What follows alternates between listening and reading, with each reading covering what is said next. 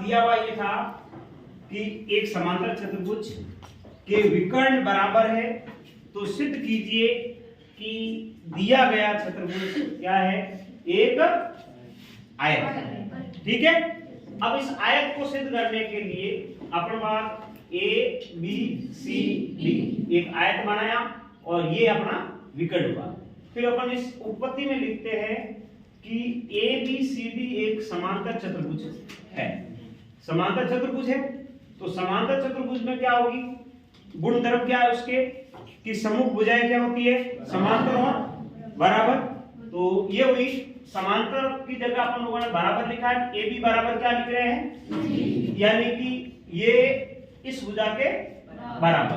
दूसरी बीसी बराबर एडी, ये बीसी और बराबर क्या लिख दिया अपन लोगों ने, एडी। फिर अपन लोगों ने कहा भाई चलो ये तो है, अब आयत सिद्ध करने के लिए दो बात ध्यान रखते हैं अपन। एक तो आयत में होता है कि उसके विकर्ण बराबर हो, तो विकर्ण आपको इसने दे दिया कि विकर्ण बराबर है।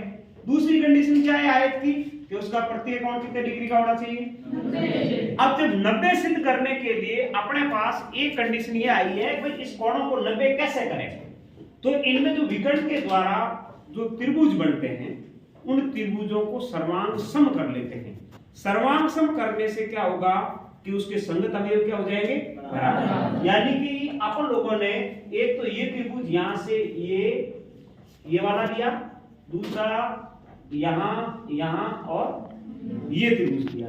तो देखो त्रिभुज ए बी सी व त्रिभुज बी सी डी सी, यानी कि इस त्रिभुज से और उस त्रिभुज से समांतर चतुर्भुज है। तो ए बी बराबर डी सी, ये देखो ए बी बराबर डी सी, इसके इक्वल में ये भुजा, दूसरी बी सी और बी सी, इन दोनों की उभयनिष्ठ भुजा अपन लिख रहे हैं, ये समीकरण नंबर 2 हो गया।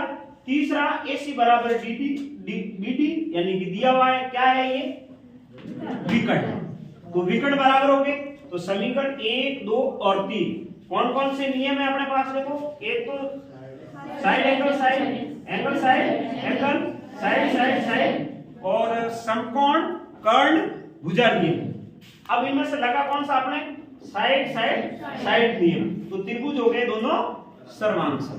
अब जब सर्वांग सम हो गए तो अपन जानते हैं कि सर्वांग सम त्रिभुजों के संगत अवयव क्या होते हैं, बराबर। संगत अवयव बराबर होते हैं, इसका मतलब अपन लोगों ने कहा कि ये जो इस त्रिभुज का ये वाला कोण बी और कोण सी, यानी कि ए बी और सी बराबर किसके हो जाएंगे, बी सी और डी। ओके, ये दोनों बराबर होने के बाद अपन कह रहे हैं कि ये त्रिभुज एक समांतर चतुर्भुज है।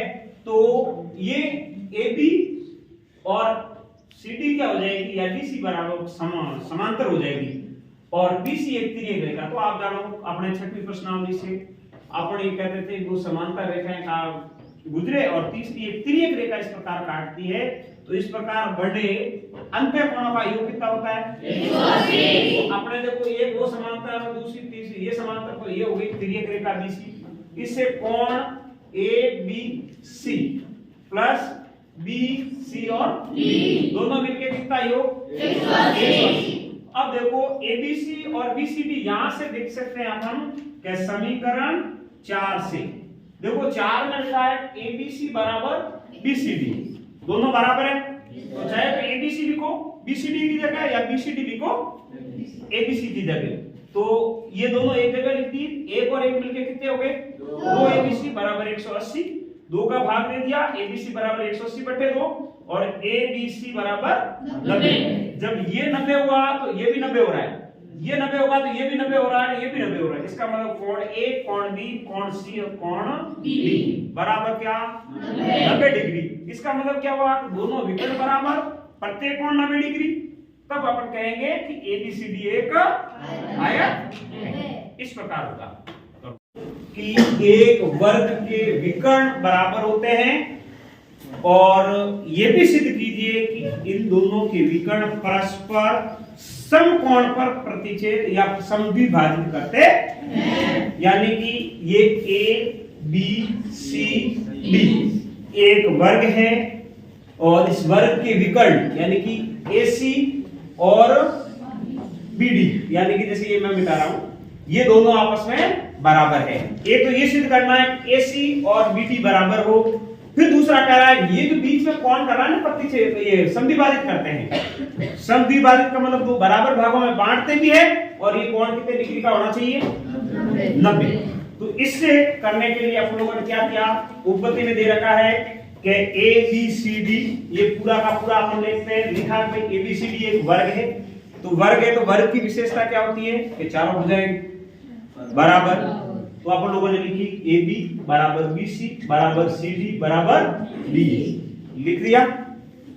फिर जब दूसरी इसकी विशेषता होती है प्रत्येक कोण कितने डिग्री का 90 डिग्री का होता है। इसका मतलब कोण ए बराबर कोण बी बराबर सी बराबर कोण डी कितने डिग्री का 90 डिग्री का। ये स्थितियां इसने जो दी वैसे लिखी।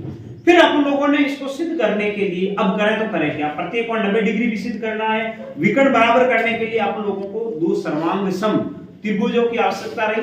सर्वांग सम त्रिभुजों की आवश्यकता रही। मैंने आपको कहा अब देख सकते हो कि भाई ये त्रिभुज आपस में ये वाले और ये दोनों त्रिभुज देते हैं अपन। ये वर्ग की भुजा मैं वापस बना रहा हूं।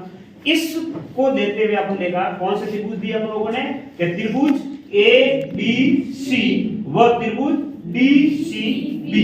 ए बी सी और डी सी बी इनसे दिया ए बी बराबर डी सी ए बी बराबर बी सी ये दिया हुआ है। ये पढ़ा लो ए बी बराबर D C C D A की बात है। उसके बाद अपन लोगों ने दूसरा दिया है कोण ए बी सी कोण ए बी सी बराबर डी सी बी क्योंकि ये कितने डिग्री के कोण है 90 डिग्री के। और तीसरा बी सी और बी सी एक ही आधार है या उभयनिष्ठ कह सकते हैं। तो इन तीनों से समीकरण 1 समीकरण 2 समीकरण 3 से क्या कह रहे हैं अपन कि अतः समीकरण 1 2 3 से सर्वांग समता के भुजा कोण भुजा नियम से त्रिभुज एबीसी सर्वांग सम है त्रिभुज डीसीबी। फिर अपन कहते हैं कि यदि दो त्रिभुज सर्वांग सम हो गए तो अपन ये कह रहे हैं कि हम जानते हैं कि सर्वांग सम त्रिभुजों के संगत अवयव क्या हो जाते हैं बराबर। तो बराबर है अपन क्या कह रहे हैं एसी बराबर बीडी। तो ये पहली बात हुई। इस जो वर्ग था उस वर्ग के विकर्ण अपनों को क्या कहा इसने बराबर है। तो एक बात हमने यहां सिद्ध किया। फिर जब बराबर आ गए अतः एबीसीडी के विकर्ण बराबर है तो फिर आप लोगों ने कहा कि विकर्ण जब बराबर हो गए इसका मतलब AB और साथ में साथ ये कह रहा है AB बराबर CD है और BC बराबर AD है क्योंकि वर्ग की भुजाएं आमने सामने की बराबर ही होती है। तो फिर आप लोगों ने कहा कि ये इस भुजा के बराबर है ये भुजा इसके बराबर है तो ये एक समांतर चतुर्भुज हो सकता है। फिर आप लोगों ने कहा कि ये समांतर चतुर्भुज है तो समांतर चतुर्भुज के विकर्ण एक दूसरे को क्या करते हैं समद्विभाजित करते हैं। समकोण पे बात नहीं कर रहे हैं अपन फिलहाल अभी, परंतु वो दो बराबर भागों में विभाजित होते हैं। यानी कि ये पार्ट और ये पार्ट बराबर होंगे ये पार्ट और ये पार्ट बराबर होंगे आपस में संधिभाजित होते हैं। तो अपन लोगों ने लिखा कि भाई AO बराबर OC और BO बराबर OD ये हो गया। फिर इनके होने के बाद अब अपने पास ये चाहिए कि ये कोण आपको 90 डिग्री करना है। 90 डिग्री करने के लिए मैंने ये एक त्रिभुज और ये दूसरा त्रिभुज लिया यानी कि त्रिभुज AOB और दूसरा त्रिभुज ले रहे हूं BOCC। फिर लिया तो AB और BC दोनों बराबर है लिख दिया वर्ग की भुजा है। तीसरी BO उभयनिष्ठ भुजा है। तीसरा लिख रहा है AO बराबर OC क्योंकि ये विकर्ण एक दूसरे को संधिभाजित कर रहे हैं। समीकरण 4 से ले लिया तो इससे क्या हो गया समीकरण 5 6 और 7 से सर्वांग समता के कौन सा नियम लगा साइड साइड साइड यानी कि भुजा भुजा भुजा नियम से त्रिभुज क्या हो गए सर्वांग सम। जैसे ही सर्वांग सम होते हैं तो अपन जानते हैं सर्वांग सम त्रिभुजों के क्या होते हैं संगत अवयव बराबर। जब संगत अवयव बराबर होते हैं तो कौन कौन कौन से बराबर हो गए ये और ये वाला कौन और ये वाला कौन। ये लिखा है अपन कोण AOB बराबर कोण COB। फिर अपन कह रहे हैं परंतु ये जो दोनों कोण हैं ये ऐसे बनते हैं ना रेखीय कोण ये कोण और ये कोण इन दोनों का योग कितना होता है बेटा 180। तो देखो कोण AOB प्लस कोण COB बराबर 180। इन दोनों को मिला के देखा चाहे AOB लिखो चाहे COB लिखो दोनों का योग 180 ऐड किया दोनों ऐड 2 से भाग दिया तो AOB कितना आया 90 डिग्री। अतः ये जब 90 डिग्री आ गया ये भी 90 डिग्री ये भी 90 डिग्री और ये भी 90 डिग्री। तो अपन कह सकते हैं कि वर्ग के विकर्ण परस्पर समकोण पर संधिभाजित करते हैं। इसे अपन लिख देते हैं इति सिद्धम। लिखो देखे